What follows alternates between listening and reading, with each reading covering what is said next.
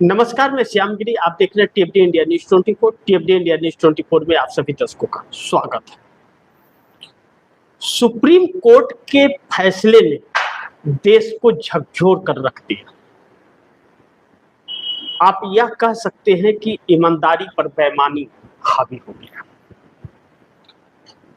जिस एसआईआर को लेकर के सुप्रीम कोर्ट में सुनवाई चल रही थी और बिहार चुनाव के पहले से बिहार के एसआईआर पर और बिहार में एसआईआर शुरू करा करके और चुनाव जिस तरह भारतीय जनता पार्टी ने जीता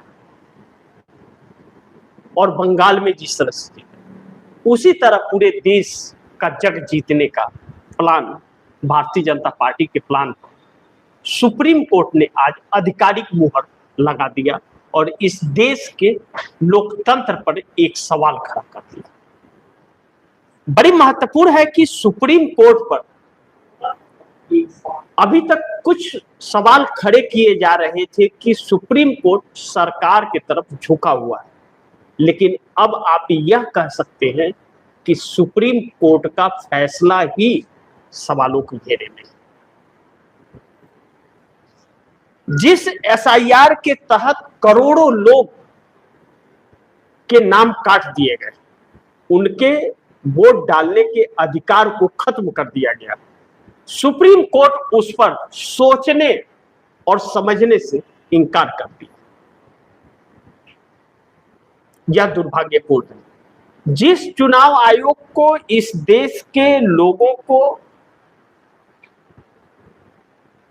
चुनाव से जोड़ना चाहिए, वही चुनाव आयोग करोड़ों लोगों को उस प्रक्रिया से बाहर कर रहा है और सुप्रीम कोर्ट उसके फैसले पर मुहर लगा रहा है। सुप्रीम कोर्ट ने क्या किया? एसआईआर, सुप्रीम कोर्ट ने अपने फैसले में कहा कि एसआईआर पूरी तरह सही है। वोटर लिस्ट विवाद सुप्रीम कोर्ट का बड़ा फैसला। कहा इलेक्शन कमीशन को नाम जोड़ने और काटने का पूरा अधिकार है। सुप्रीम कोर्ट ने बिहार के विशेष गहन मतदाता सूची मतदाता पुनरीक्षण की वैधता को सही ठहराया। चीफ जस्टिस सूर्यकांत की बेंच ने चुनाव आयोग की शक्तियों को बरकरार रखते हुए याचिका खारिज की। एक ध्यान और आप दर्शकों को रखना चाहिए, चुनाव आयोग को लेकर के जितनी भी सीजीआई सूर्यकांत के बेंच पर पिटीशन गए, हर फैसले में सूर्यकांत ने चुनाव आयोग और सरकार के बातों पर मुहर लगा दिया। हर एक भी ऐसा नहीं है कि सरकार के खिलाफ जाने की हिम्मत दिखा सके और उनके बयानात भी सरकार के पक्ष में ही रहते हैं। दूसरा बड़ी महत्वपूर्ण है कि न्यूज 18 ने लिखा सुप्रीम कोर्ट के फैसले के बाद कि ओपिनियन राहुल ममता तेजस्वी को तमाचा एसआईआर पर सुप्रीम फैसले के मायने क्या। मतलब इस एसआईआर से राहुल गांधी को बिहार में और बंगाल में, ममता बनर्जी को बंगाल में, तेजस्वी यादव को बिहार में नुकसान हुआ और सत्ता तक पहुंचने का रास्ता खत्म हुआ। तो सुप्रीम कोर्ट का फैसला तमाचा, यानी कि जिन करोड़ों लोगों के नाम कटे हैं उनके गाल पर तमाचा है। वह कह रहे हैं अगर इस देश के नागरिक है तो न्यूज 18 मुकेश अंबानी का चैनल यह कहता है कि उनके गाल पर तमाचा है, वह इस देश के नागरिक नहीं है। इसका मतलब यह कहने का है कि वह नाम कटा है वह सही है, करोड़ों लोगों के नाम कटे वह सही है। वह सवाल खड़े कर रहे हैं तो उनके गाल पर तमाचा, सुप्रीम कोर्ट का फैसला। दूसरा, आज तक कहता है एसआईआर वैध है। इलेक्शन कमीशन के पावर पर सवाल भी खारिज। सुप्रीम कोर्ट ने फैसले में क्या कहा? सुप्रीम कोर्ट ने बिहार चुनाव से पहले वोटर लिस्ट विशेष गहन पुनरीक्षण एसआईआर को संवैधानिक और वैध करार दिया। अदालत ने कहा कि चुनाव आयोग को मतदाता सूची निष्पक्ष और शुद्ध बनाने का अधिकार है, लेकिन एसआईआर प्रक्रिया को रद्द नहीं किया जा सकता, सुप्रीम कोर्ट कह रहा है। सुप्रीम कोर्ट ने कहा कि सिर्फ इसलिए एसआईआर प्रक्रिया को रद्द नहीं किया जा सकता, क्योंकि इस सामान्य वोटर लिस्ट संशोधन प्रक्रिया से अलग है। अदालत ने माना कि यह प्रक्रिया स्वतंत्र और निष्पक्ष चुनाव कराने के उद्देश्य से जुड़ी हुई है। कोर्ट ने कहा कि कानून चुनाव आयोग को किसी भी समय विशेष पुनरीक्षण कराने का अधिकार देता है, इसलिए एसआईआर को अवैध नहीं कहा जा सकता। सुप्रीम कोर्ट ने कहा कि एसआईआर प्रक्रिया जनप्रतिनिधित्व कानून और उससे जुड़े नियमों की जगह नहीं लेती। अब आप दर्शक इसे भी समझिए, यह जो कुछ कहा जा रहा है, संविधान यह कहता है कि चुनाव आयोग को इंसेटिव रिवीजन आईआर कराने का हक है। Incentive revision, special incentive revision नहीं करा सकता। आईआर इंसेटिव रिवीजन के अंदर संविधान ने चुनाव आयोग को यह अधिकार दिया कि 18 साल के उम्र जिस बच्चे की हो जाती है उसे चुनावी प्रक्रिया का हिस्सा बना लिया जाए, और जो लोग अपना स्थानांतरण कर चुके हैं जगह का, उनके नाम हटा दिए जाए, और जो अब इस दुनिया में नहीं है उनके नाम हटा दिया जाए। इसे शुद्धिकरण कहते हैं। यह संविधान कहता है, मैं अपनी तरफ से नहीं कह रहा हूं, संविधान का आर्टिकल यह कहता है। और सुप्रीम कोर्ट कह रहा है कि यह अधिकार है उसे एसआईआर का। स्पेशल इंसेटिव रिवीजन का कहीं भी ऐसा पूरे संविधान के अंदर जिक्र नहीं है। संविधान निर्माताओं ने यह स्थान नहीं रखा कि इस देश के करोड़ों लोगों को वोट डालने से वंचित कर दिया जाए।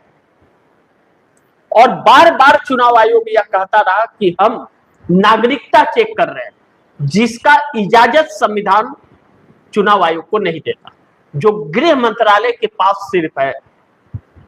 अब सुप्रीम कोर्ट ने यह कहा है कि जिनके नाम कटे हैं, संदिग्ध हैं, तभी तो कटे हैं नाम। देखिए, संदिग्ध है यानी कि संदिग्ध नहीं है तो नाम कैसे कटे? नाम कटने का मतलब है कि संदिग्ध है। उन सभी को गृह मंत्रालय को 4 हफ्ते के अंदर सौंप दिया जाए और वह निर्णय ले कि वह इस देश के नागरिक हैं या नहीं है। यानी कि इस देश के करोड़ों लोगों पर एक ऐसा कोड़ा पड़ा है और सुप्रीम कोर्ट के फैसले ने ऐसा झकझोर दिया है इस देश को कि अब करोड़ों लोग इस संदेह के घेरे में आ गए हैं कि वह इस देश के नागरिक नहीं है, जिनके पुरखे यहां रहे। अब सोचिए, इसे ही कहते हैं कि ईमानदारी पर बेईमानी हावी होगी। दूसरा बड़ी महत्वपूर्ण है कि एकनाथ शिंदे ने फिर एक बार सवाल खड़ा कर दिया है एनडीए गठबंधन पर महाराष्ट्र में। और एकनाथ शिंदे ने कहा कि 17 सीटों पर उपचुनाव होने हैं, जिसको लेकर के भारतीय जनता पार्टी का कहना है कि 12 सीटों पर चुनाव लड़ेगी और 5 सीटों में एनसीपी और शिवसेना को बांटेगी। इसको लेकर के एकनाथ शिंदे और एनसीपी ने कहा है कि हम एनडीए गठबंधन छोड़ देंगे। साफ तौर पे उन्होंने कहा है कि ऐसा नहीं चलेगा, मनमानी नहीं चलेगी, हमें एनडीए गठबंधन छोड़ देंगे। एनसीपी और एकनाथ शिंदे की शिवसेना दोनों ने कहा है। अब ऐसे में 54 एमएलए एकनाथ शिंदे के पास हैं और 41 एनसीपी के पास है, यानी कि 95 एमएलए। 7 सांसद एकनाथ शिंदे के पास है और 1 एनसीपी के पास है, यानी कि 8 सांसद। यानी कि अगर समझौते सही से सीट बंटवारे के नहीं हुए तो 95 एमएलए और 8 सांसद एनडीए गठबंधन का साथ छोड़ देंगे। एकनाथ शिंदे ने इस बात का ऐलान कर दिया कि गठबंधन तोड़ देंगे। हम साफ तौर पर कहा है कि अगर सही समझौते नहीं हुए तो हम एनडीए गठबंधन छोड़ देंगे। और एनडीए गठबंधन छोड़ने का मतलब है भाजपा सरकार महाराष्ट्र में संकट में आ जाएगी। लेकिन इसके और भी बहुत सारे कारण हैं जिस पर हम लोग चर्चा करेंगे। लेकिन दूसरी तरफ बंगाल के अंदर टीएमसी के 20 सांसद टूट जाएंगे हो गई तैयारी। भारतीय जनता पार्टी ममता बनर्जी के 20 सांसदों को तोड़ लेगी और वह सारी तैयारियां हो चुकी है। कहा जा रहा है कि मानसून सत्र में पार्लियामेंट जो चालू होगा उसमें वह लिस्ट स्पीकर के पास जाएगा, उन्हें भाजपा की मान्यता को देना, और 20 टूटते हैं तो उनके पास ऊपर दर बदल कानून लागू नहीं होगा, क्योंकि 29 सांसद हैं, 20 टूटेंगे तो 50% से ऊपर होंगे। मैंने कहा था बंगाल चुनाव के पहले और बंगाल चुनाव के वक्त भी, मैंने कहा था कि अगर ममता बनर्जी चुनाव हार गई तो पूरी पार्टी टूट जाएगी, और अगर ममता बनर्जी चुनाव जीत गई तो भाजपा के 12 सांसद बंगाल के टीएमसी में चले जाएंगे। वही हुआ। ममता बनर्जी के 20 सांसद जा रहे हैं, बाकी भी बचेंगे या नहीं इसकी गारंटी नहीं है, और ममता बनर्जी का विधायक भी उनके साथ रहेंगे या नहीं रहेंगे इसकी भी गारंटी नहीं है। सब माफी मांगते फिर रहे शुभेंदु अधिकारी से।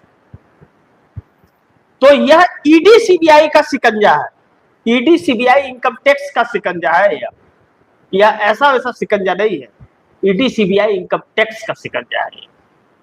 यह स्वेच्छता से नहीं, अपनी मर्जी से नहीं, वह धमकियों से आ रहे हैं। यही तो होगा, यही तो प्रतीक हो रहा है ना। नहीं तो क्यों आ रहा है? क्योंकि भाजपा का नस्ल जो है ना वही तोड़फोड़ का है, क्योंकि इसे जनता तो वोट देती नहीं, इसे चुनाव आयोग वोट देता है, इसलिए जनता का परवाह नहीं। लेकिन नीतीश नायडू ने मिलकर के मोदी के साथ पूरा देश बेच दिया। इस देश का जब एक नया इतिहास लिखा जाएगा मोदी काल का, तो उस इतिहास के काले पन्ने में नरेंद्र मोदी के साथ साथ नीतीश नायडू का नाम होगा, शिंदे का नाम होगा, जो इस देश को गुलाम बना दिया, न्यायपालिका संवैधानिक संस्थानों को सब पर कब्जा कर लिया, यानी ईमानदारी पर बेईमानी को हावी कर दिया।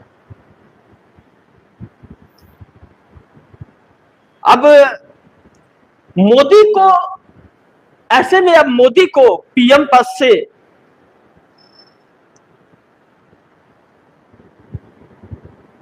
अब हटाए जाएंगे या चलेगी तानाशाही? यह बात मैंने इसलिए कही क्योंकि अब किसी दल के अंदर दम नहीं है कि इसे हटा सके सरकार को। क्यों? कि कोई चुनाव जीत ही नहीं सकता। आज सुप्रीम कोर्ट के फैसले के बाद कोई भी पार्टी चुनाव नहीं जीत पाएगी, यह 100% सच है। कोई भी चुनाव नहीं जीत सकता। भारतीय जनता पार्टी से कोई चुनाव जीत ही नहीं सकता। तंत्र मंत्र और यंत्र, तंत्र मंत्र और यंत्र सब कुछ भाजपा के पास हो गया। यहां तक कि न्यायपालिका में भी जाकर के आप इंसाफ की गुहार लगा करके अस्वस्थ नहीं हो सकते, क्योंकि सुनवाई के दौरान टिप्पणियां तो ऐसा न्यायपालिका करेगा कि वह आपके दिलों में उतर गया, कलेजा निकाल करके आपको दे दिया है। बाद में ऐसा धोखा अपने जजमेंट में देता है कि आपके पैरों के नीचे की जमीन खसक जाएगी। ऐसा न्यायपालिका होगा यह किसी ने सपने में नहीं सोचा था। ऐसा एक संवैधानिक संस्था चुनाव आयोग हो जाएगा यह किसी ने सपने में नहीं सोचा था। और सोचिए कि राजीव कुमार रिटायरमेंट के बाद में नजर आए क्या आपको कहीं भी? उपराष्ट्रपति जगदीप धनखड़ नजर आए क्या आपको? वैसे ही ज्ञानेश कुमार और सूर्यकांत भी नजर नहीं आएंगे। कौन सी दुनिया में रहेंगे ये लोग? फिर जाकर नजर नहीं आएंगे।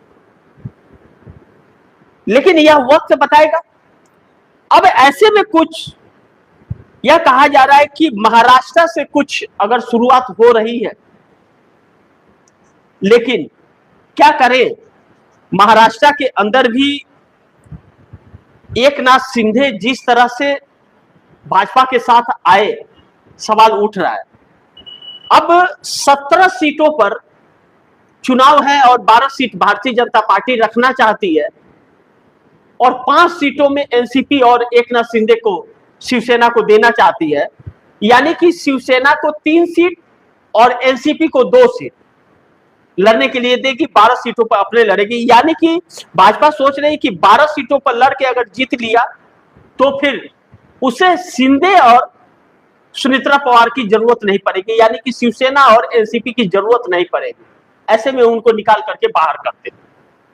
लेकिन अब जब एकनाथ शिंदे ने यह कह दिया कि हम 54 विधायक और 7 सांसदों के साथ गठबंधन छोड़ देंगे एनडीए, तो सुनेत्रा पवार के एनसीपी की तरफ से भी आया कि हम भी गठबंधन छोड़ देंगे 41 विधायक और 1 सांसद के साथ, यानी कि 95 विधायक और 8 सांसद छोड़ देंगे एनडीए गठबंधन का साथ।